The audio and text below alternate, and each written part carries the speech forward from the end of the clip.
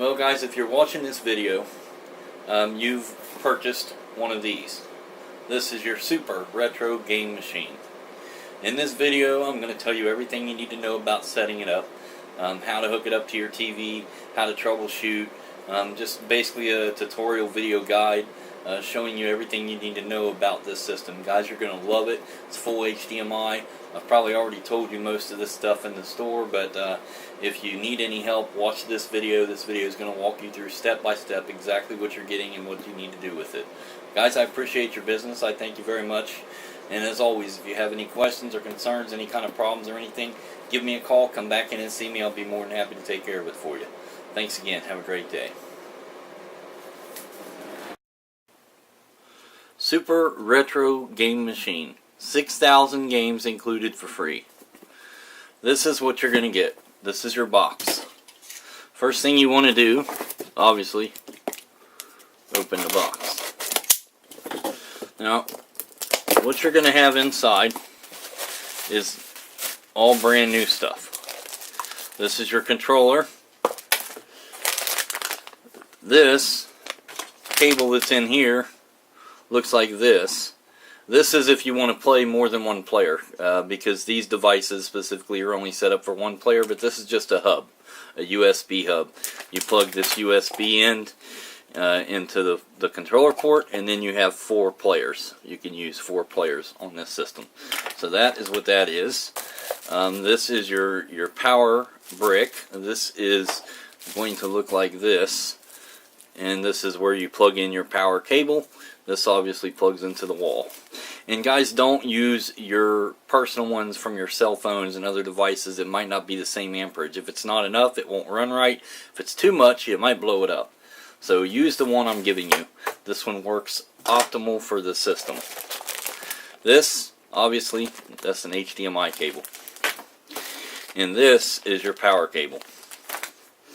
And this little guy here, well, this is your system.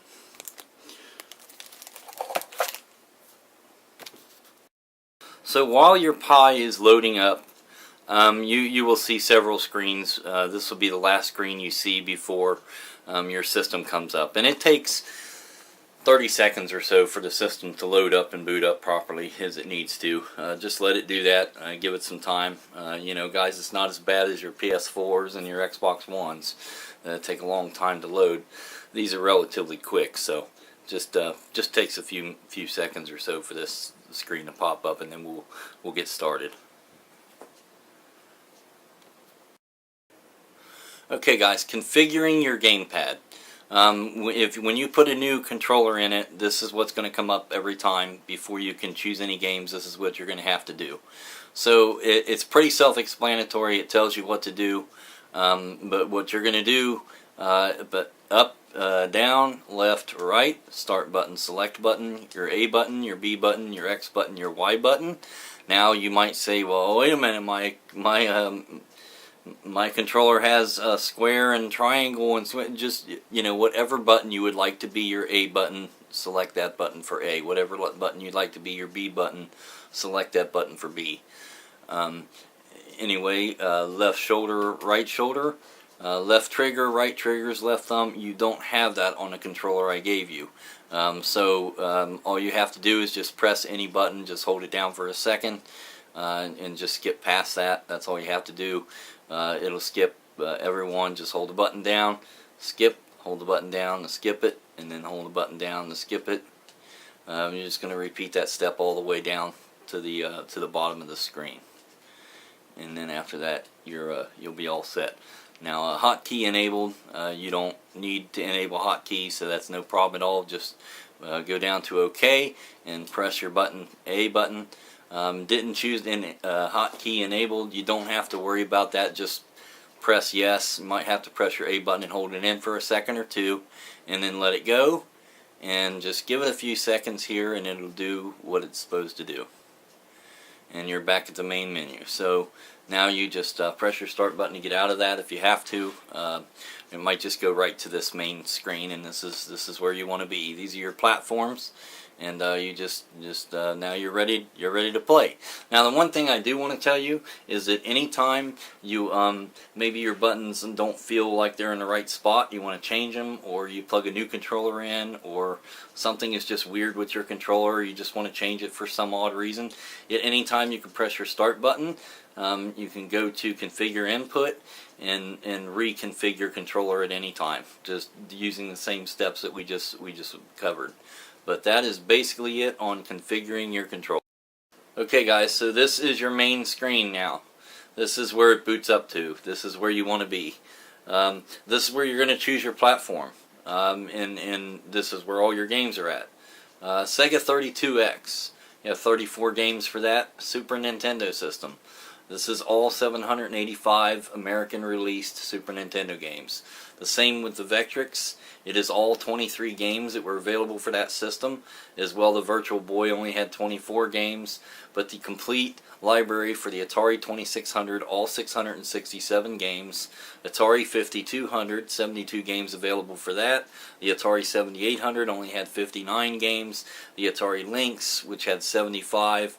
The Sega Game Gear, which had quite a bit, 335, so it's pretty good for a handheld until we get to the Game Boy, that has 861 games. Now the Game Boy Advance, we just did select games, so I picked 78 of the best games for the Game Boy Advance.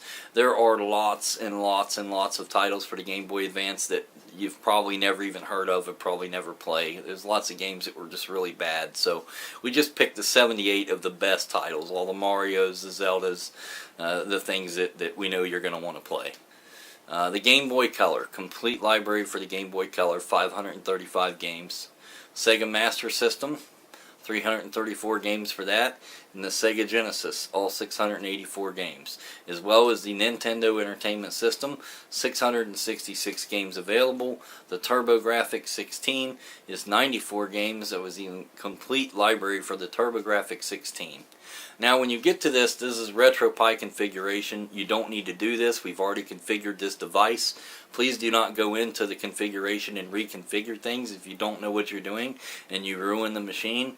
I'm not going to be responsible for that. So I'm just telling you now, this is a very kid-friendly machine, but it is a little computer. So you can get in and change settings and do crazy stuff and you can ruin it. So you know, if you're going to let your kids play on this, that's great. Just either make sure that they're old enough to understand what they need to do and not do, or just be there to watch and make sure that they don't get in here and change settings and ruin your device. I know you guys have spent some money on this thing and you want it to work good, and I also want it to work good for you. So just make sure that you're keeping an eye on the little ones and they don't get in here and change the configuration to where this thing doesn't work properly, or it looks really crazy. There's lots of different things you can do to this device.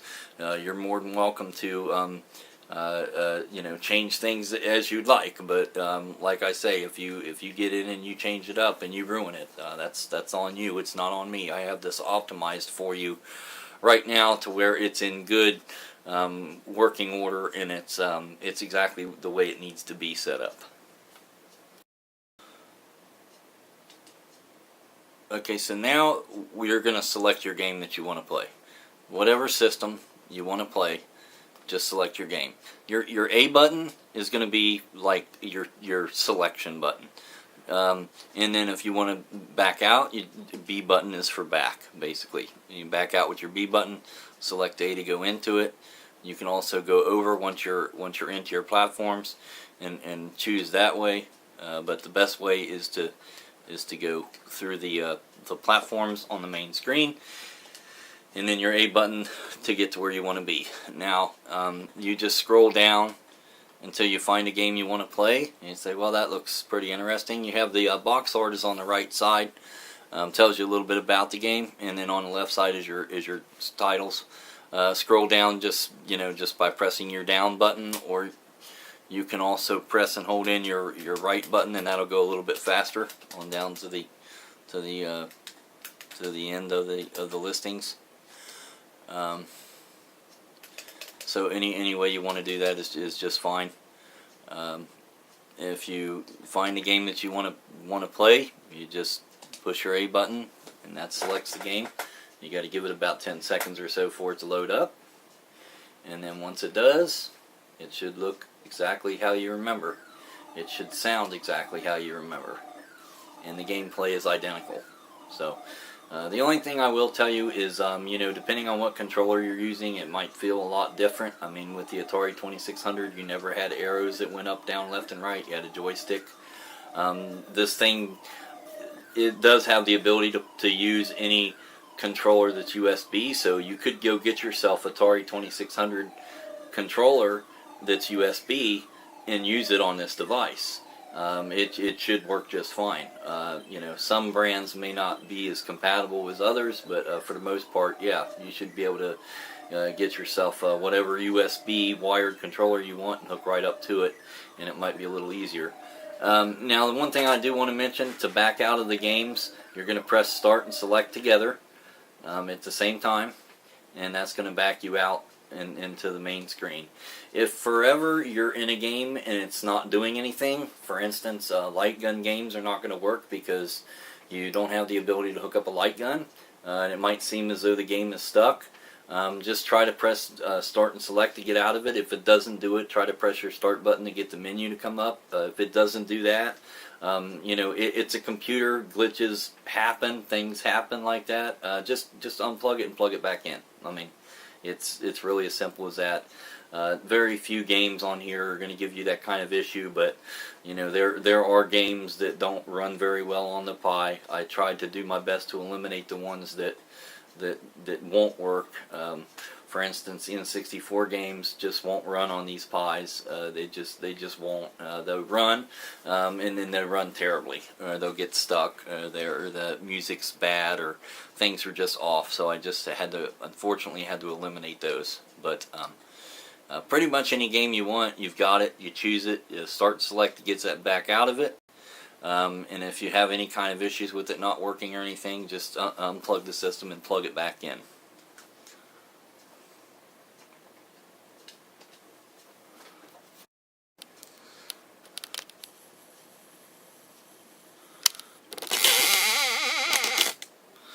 Okay, guys, let's talk about controllers. Now I want to show you something. When you're in your game selection screen, at the upper right hand corner you will see what they're showing you basically is the controller for the system.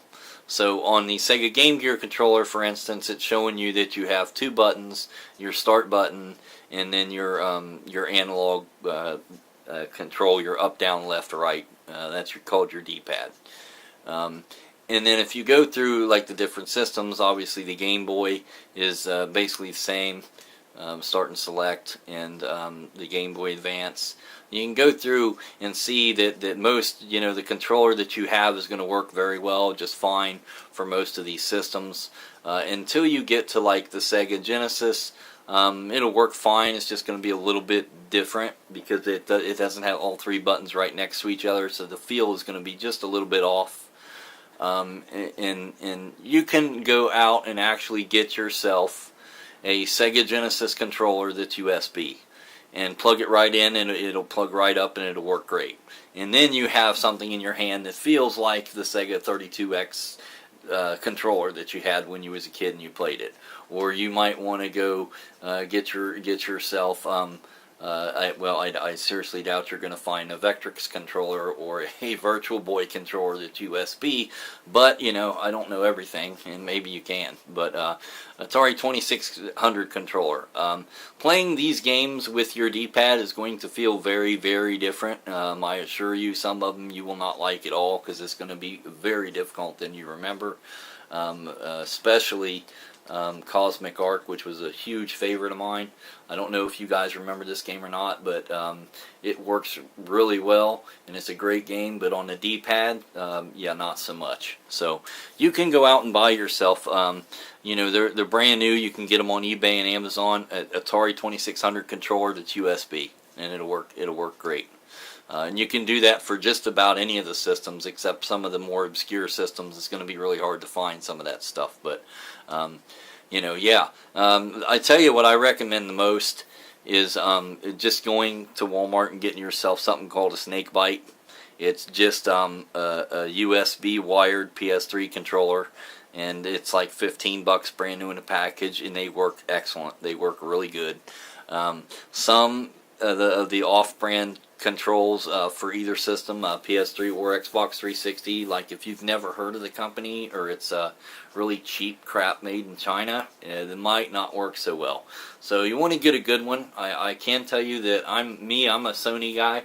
So the Snakebite controller is a little bit different shape. You know, the handles are a little longer on them, but other than that, they're a great controller. They work really good with these systems, and they're relatively cheap. So that's what I recommend using when you go with systems.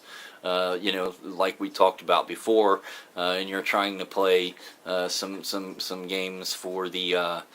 Let me find it here. For the Sega 32X, you need more buttons, but if you're going to play something like the Vectrex, or you're going to play something like the Virtual Boy that has 2 D-pads, the only way you're going to accomplish any of those games that you have to have the 2 D-pads is if you have a controller that's at least got 2 of the analog button sticks, and you can use those in place of the D-pad. So those games will work for you. Otherwise, you're going to find that some of the games on some of these systems you can't play because you don't have enough controls on your controller to operate it. So and you know, these controllers that I give you, they are brand new and they work, but they are made in China, and you got to be careful what you get. I buy the best ones I can find for a reasonable price, but they will not last forever, and if you're rough with them, the kids are very rough with them, they don't last. So just keep that in mind. But that's what I recommend. Go grab yourself up a Snakebite. They have them at any Walmart, and they're a PS3 wired controller, brand new for 15 bucks. Those are the best in my opinion. That's what I would do if I was you. Now I'm going to tell you a little bit about troubleshooting. One thing I did notice that is, if you don't have sound, and you should, because I generally make sure that I've optimized this, but in the case that I have made a mistake and not done it for you, and you plug your system up and it doesn't have sound, simply go to RetroFi configuration, and select audio, and give it a few seconds here for it to load up. And once it does, I'm going to show you what to do that's going to correct your audio, because you want to make sure that your audio is set on HDMI. So just go down to the third selection there, which is HDMI, and press your A button, and press your A button again, and that'll fix your audio to HDMI. So it shouldn't be a problem. And then just press your B button to back out of that. That should be fixed. Now you should have sound. If you still don't have sound, then give me a call or come back in and see me. I haven't heard of anybody having any other problems besides that, and that should take care of it for you if that problem is there. But like I say, I've generally went through and made sure that I have done that fix to correct that issue. The other one thing I do want to talk about is, for some reason, every now and then you'll get a game that just isn't working right, and there's really no reason for it. So let me show you a little bit how to fix that.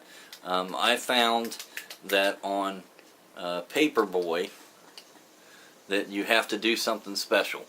And you might have to do this on some games. There might be some games that just aren't playing. The buttons aren't working. It seems like it's not doing anything. I'm going to show you how to correct that. It's really simple.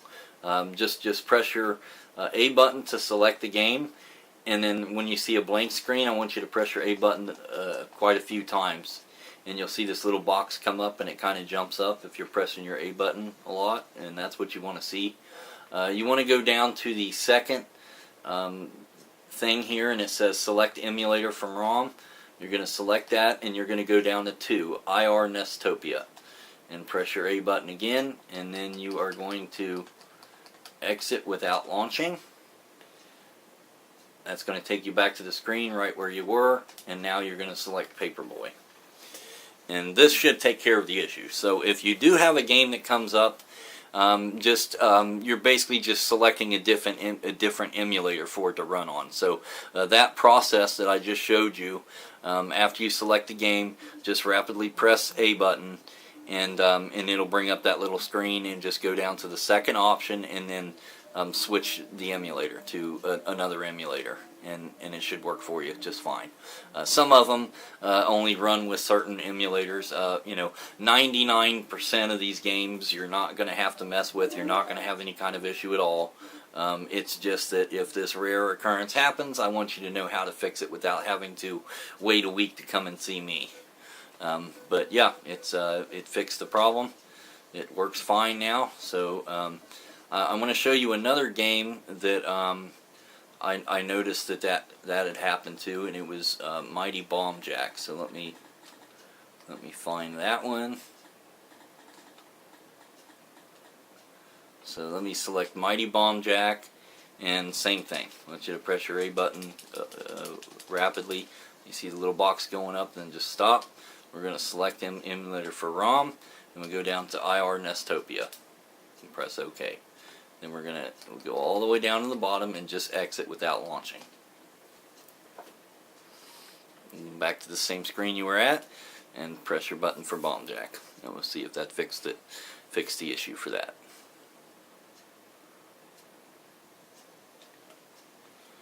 Yep, fixed it right up. So that's all you have to do, guys.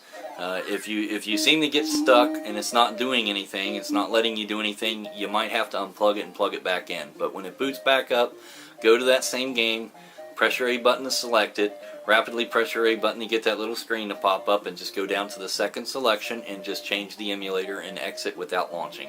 You'll go right back to where you were, and you'll be able to play the game just fine. So that's the only issues that I've ever came across with these systems. That's the only glitches or anything I've ever found so far.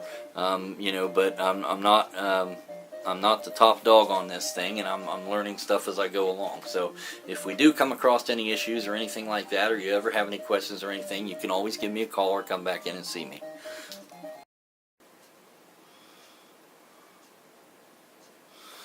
Okay guys, so the last thing we need to talk about is shutting down this device. These, unlike the first versions that I've done, don't have a little blue light showing you that the system is on or not. So the only way to know it's running or not is if it's plugged in. So we want to make sure we don't have it plugged in all the time. This is what you want to do when you're ready to shut down, you're ready to be done playing. Press your start button, the main menu is going to come up, and then you're going to go all the way down to the bottom. It says quit, select quit, go down to shut down system, and really shut down system, and that's going to shut it down for you. And that's pretty much it, guys. I thank you very much.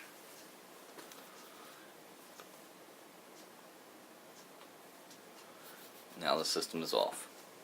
By now, you should know everything you need to know about this retro video game machine. If you have any other questions or anything, just give me a call. Feel free to check out my website. It's www.mattsvintagevideogames.com. Guys, I appreciate your business. I hope you enjoy.